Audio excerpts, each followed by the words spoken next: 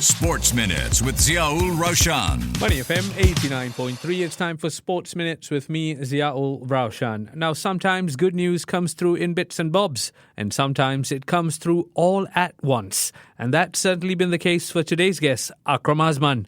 He's gone from playing for the league's bottom side, Tanjong Pagar United, to joining the league-leading Lion City Sailors, and since gone on to receive his maiden call-up to the national team, marking the occasion by earning his first 2 caps in the famous red of Singapore.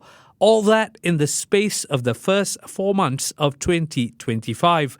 So clearly on a meteoric rise, Akram joins me in the Sports Minute studio. First and foremost, Selamat Hari Raya, Akram. Welcome to the show. How are you? Thank you so much. I'm feeling good, very excited to be here, and thank you so much for inviting me on this. Look, the excitement is all mine because I've been trying to get to you to talk about your meteoric rise. But let's start with the Hari Raya celebrations, right? Must have been quite different this year because a lot of people would have wanted to ask you about the latest in your career. How different was it? I think it's not much different, but to a certain extent, yes, there's more questions pertaining to my career as of this year's celebrations. You know, some of my direct family, like my aunties, my cousins, they know of my recent selection in the national team squad. So surely they have lots of questions.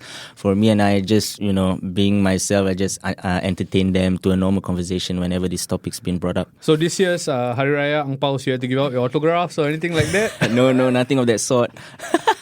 All right, let's talk about how hectic it's been for you, right? I want to zoom in particularly on Ramadan because this Ramadan, unlike your previous Ramadans, would have been super hectic because you obviously got the national team call-up. Mm-hmm. There was also the sailors having games almost every 3 days. How different and how difficult was it for you? I think in terms of difficulty, it's not really difficult because as players, we already tuned into Ramadan for so many years in our career, so it's nothing new for us. But in terms of the schedule, for the matches, they come in we have 2-3 matches sometimes in a week, so that's unpredictable in a sense where we try to just prepare ourselves as much as we can for as long as we can, you know, because we have to sustain ourselves during the whole season. But other than that, everything has been pretty much the same, and we just try to go day by day as does Ramadan. Yeah, I like the way you say it's the usual preparation, but I'm sure there's been extra preparation because not only have you made your national team debut, you've also joined the Lion City Sailors. Let's zoom in on club football first. How much have you enjoyed being part of the Lion City Sailors? To say the least, I'm overjoyed actually. I'm very happy to be at the Lion City Sailors. It's definitely a big step forward for me. Considering, you know, I came from Tanjong Pagar, which was at the bottom of the table, and now I'm suddenly at the top. So it's definitely a different feeling and different expectations. Everything is so different, but I have to step up to it, you know. Yeah, I like the fact that you have to step up to it, and you certainly have. I want to talk about moving from Tanjong Pagar to the Lion City Sailors, right? Was it a case of, I cannot resist this opportunity to join the league-leading Lion City Sailors, or was it a case of, I feel I'm ready now to make the step up to the Lion City Sailors? I feel it's a matter of both, actually, because obviously Lion City Sailors being the biggest club in Singapore and the most stable one, I think we all know that when it comes to Sailors, the move for every local player, it has to do something with the money, right? Considering how stable Sailors is. But at the same time, as part of my career progression, I do want to step up to a higher level of football, and being offered a contract by Sailors, I knew it was time for me to go. It's a no-brainer, I would say. It's a no-brainer move, yeah. Okay. Let's talk about Tanjong Pagar for a short while before we continue the conversation about the Sailors. You spent a sizable amount of your career there. How fond are your memories of Tanjong Pagar United? Oh my, I say there's a lot of memories there. Considering, you know, the backroom staff over there consists of mostly, if not all, national team players. So there's really so much you can learn from such players, you know. You grew up kind of watching them in a sense. You got Coach Alam Shah, you got Ridwan, and then and also back then when I was starting out at the club, Coach Indra also was there. So really, there's a lot from different positions, different perspectives of the game that you can learn from. So I'm very, very fortunate to have come under the coaching style and learn so much from them. You say national team players, I'll go one step better and say former national team legends almost, right? Yes. In terms of the names that you mentioned. Who had the biggest impact during your time at the Jaguars? Definitely Coach Alam Shah. I mean, he was pretty much the head coach now, right, at Tanjong Pagar. He's made a lot of impact for me in terms of mentality mentality-wise, as well as my performance on the pitch, improving my technical aspects of the game. Definitely Coach Alam Shah, he's always right there by my side, kind of like holding me hand in hand, like, trying to push me to greater heights. Yeah. And final question on Tanjong Pagar. What did Coach Alam Shah tell you once you signed the papers to join the Sailors? When he knew that the offer came, he was like, Akram, you got to go. There's no doubt about it that every player definitely wants a move to a better club. So he was really happy for me, and instead of trying to hold on to me at Tanjong Pagar, he was just like pushing me out of the club in a sense where he wants me to go, to some place in a way better environment where I can properly improve myself. I think that speaks volumes of Coach Alam Shah in terms of putting his selfish interests aside and wanting you to grow and flourish. You've since joined the Sailors. What's been the biggest surprise for you, for better and for worse? I think there's no for worse. I think only for the better. Everything else, the environment, the players. Of course, over here, especially the players, I would say, you're surrounded by national team players at the very least, and you yourself, when I first came in, I was not a national team player myself, and it definitely felt like there was a big gap in terms of maybe expectations or qualities that I might think about myself, in comparison to them. But I think above everything else, I've managed to settle in well. Some of the players have really helped me because I knew them from the past, and they really helped me settle down a lot. Yeah. When we spoke about Ramadan earlier, you said it's almost status quo, no real difference in preparation. But by your own admission, there was a bit of a step up between Tanjong Pagar and the Sailors, right? Personally, how did you change your preparations? Personally, I think, again, not much difference except the fact that now I get to wake up a lot later for training compared to when I was at Tanjong Pagar. But other than that, it's more of the mentality side, obviously coming from Tanjong Pagar, where you sort of have no pressure, like playing through these matches. You're only playing domestically, but then when you're at Sailors, you're thinking about like all these continental like cups, and then you gotta fight for the championships. You gotta try to win every single trophy that you have out there. So it's a different way of stepping up in terms of mentality rather than physically. And do you like that pressure? Do you think it brings out more from you? Of course, I think it pushes you oneself to greater heights, definitely. So I'm not surprised that I achieve.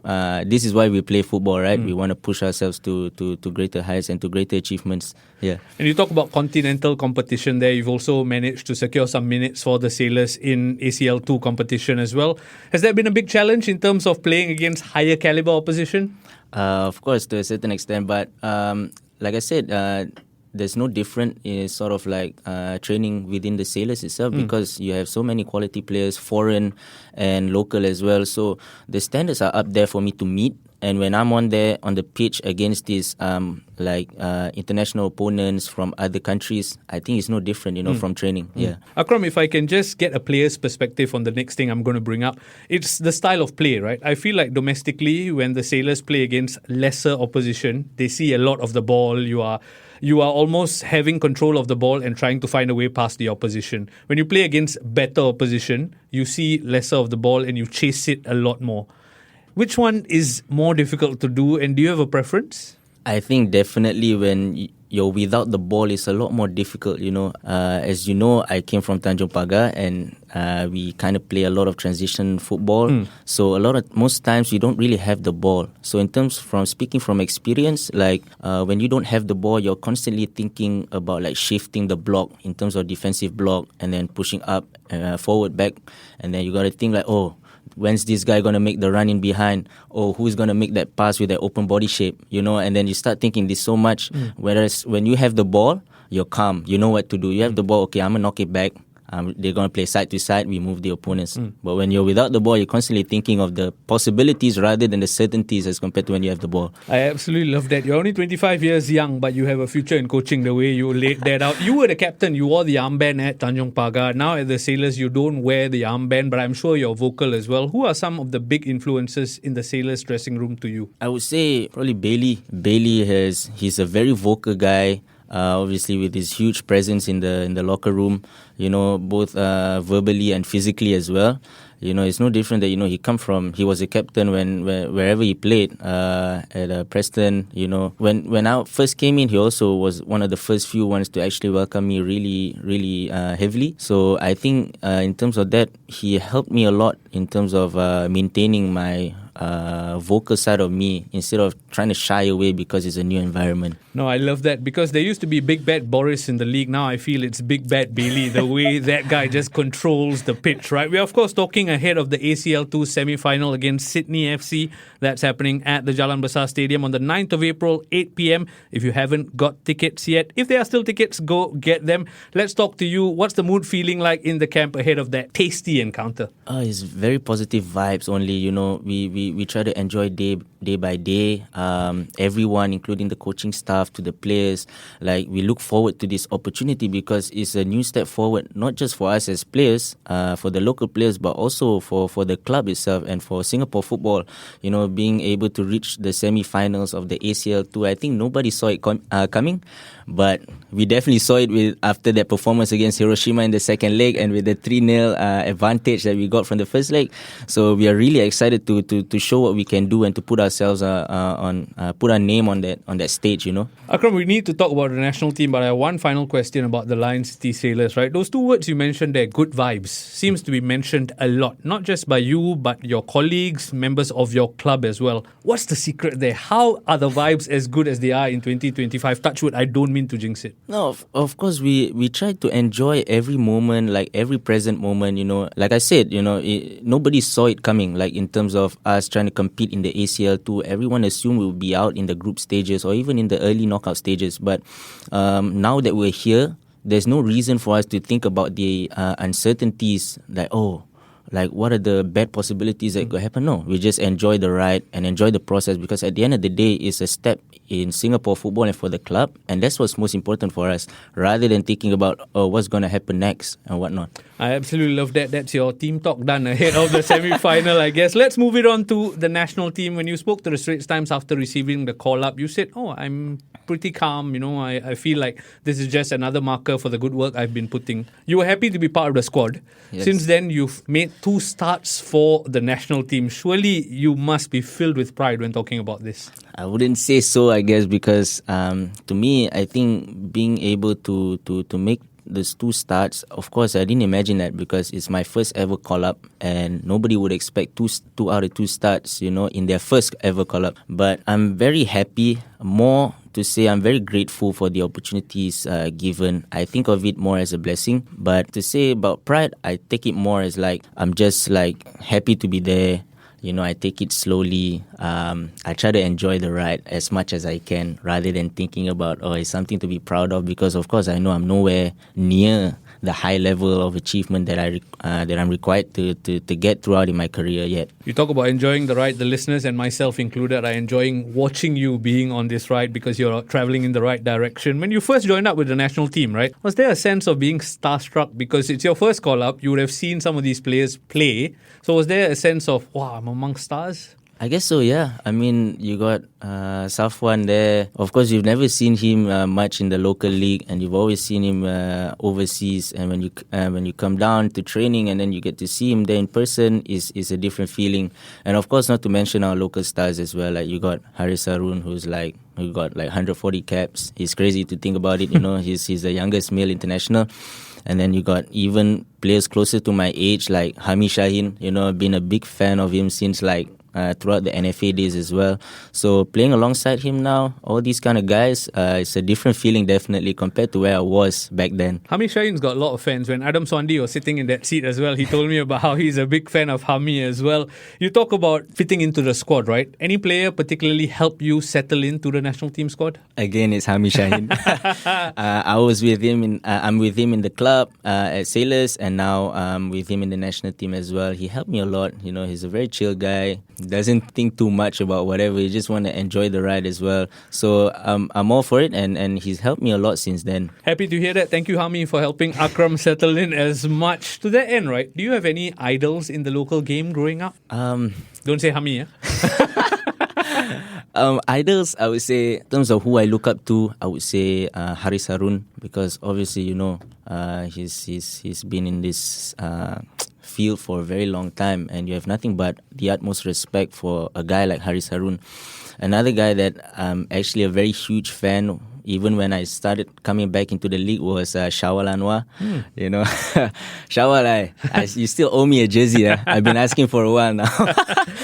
Fair enough. It's good to know that you have idols who've gone out and achieved things, and it seems like you are setting those targets for yourself as well. You talk about being so-called cool but full of pride for receiving the 2 international caps. What else were your biggest takeaways from that national team camp? All in all, it's just like learning so much from these players. Like I said, it's my first window with the national team, and there's even though I got my 2 starts, obviously there's so much you can learn from the coaching staff, from the players especially, and there's really so much for me to absorb, and I just try to take it slowly. In research for this interview, right, in preparation, I did some digging and found out when your last call-up was. In 2019, you got a call-up for the under-23 team under Fandi Ahmad, right? And then you've had to wait until 2025 to almost come full circle, right? Between then, in the 6 years, was there a sense of uncertainty with regards to football as a career for you? No, I knew I always wanted to play football. But in terms of uncertainty with regards to being called up for the national team, yes.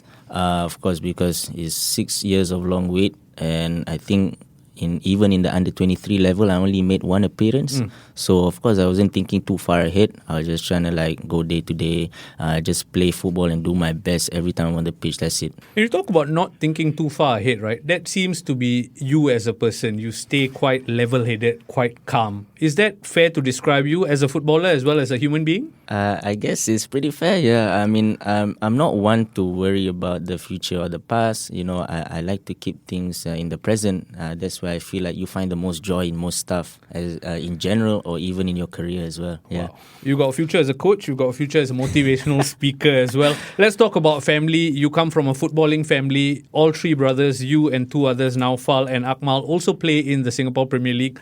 What's it like at home? Do you talk football? Do you discuss notes? Do you compare opponents? Before my elder brother moved out, since he's married now, we used to talk a lot about our performances. You know, sometimes we actually watch each other's games if we have time, and then we speak from a neutral perspective, like how we think we could have done better in this kind of situations here and there. We always try to push each other and try to see things from a audience POV rather than a player's POV, and then we see things how they're supposed to occur in a game, how they're supposed to react and whatnot. And I think that helped us a lot in terms of these mini discussions at home in terms of how we prepare for the game, how we would deal with certain situations in the game as well. Yeah. And do you think having 2 footballing brothers helped you, nurture you as a player? Definitely, yes, of course. Not to mention that my dad was also a former footballer. Yeah, so I think all 3 of them played a huge role in terms of developing me and nurturing me as a footballer. So yeah, I say so, yeah. You mentioned your dad, a former footballer, your brothers. How does your mum feel amidst all of this in terms of living with so much testosterone almost? No, my mom's pretty chill about it. She doesn't really care too much. She's just more than happy to see us, doing what we love. Wherever we go, she just want to see us succeed. So other than that, we're all in our prayers. So it's just okay. Just a chill thing for her. I love the word chill. I think that describes you as the person, right? Final question before we move on to a round of quick fire. I know you talk all about living in the present, but looking into the future, we've recently seen Raihan Stewart secure a move to Lithuania, I believe, so Europe. Is that on your agenda as well in terms of pushing yourself out there? Of course, definitely. I think every player would want to try to play overseas and see where their talents can actually take them. As for Raihan, I'm very happy for him. Yeah, he's a good guy, he's a good player as well. So hopefully I can do the same in the future. Yeah. And I think a lot of the listeners will be hoping that you build on this promise you're showing and go out and achieve those dreams. Akram, before I let you go, final round of quick fire. You ready? Yes. All right, first question. If I weren't a footballer, I'd be a teacher. Oh, wow. I can see it. I can see my wife's a teacher, that's why. Your closest friend in football? My brothers. Okay. Coach who's had the biggest influence on your career? My dad. Okay. Any pre-match superstitions or rituals? 2 cans of Red Bull. Oh, wow. That's Jamie Vardy would be proud of that, I tell you. Favorite local team growing up? I don't really have a local team, I'm sorry. That's all right. Favorite European football club? Real Madrid. Okay. Favorite European footballer? Sergio Ramos. Okay, nice. Final question. This one's a bit tricky. Are you ready? Yes. Qualify for the Asian Cup with Singapore or win the ACL2 with the Lion City Sailors? Oh, I'd say win the ACL2 with Lion City Sailors. Because he's all about the pressure. Be sure to catch your tickets to catch the Lion City Sailors in action against Sydney FC, 9th of March, Jalan Besar Stadium, 8 p.m. Akram Azman, thank you so much for your time. Thank you so much, Raushan, for having me here. Sports Minutes on Money FM 89.3.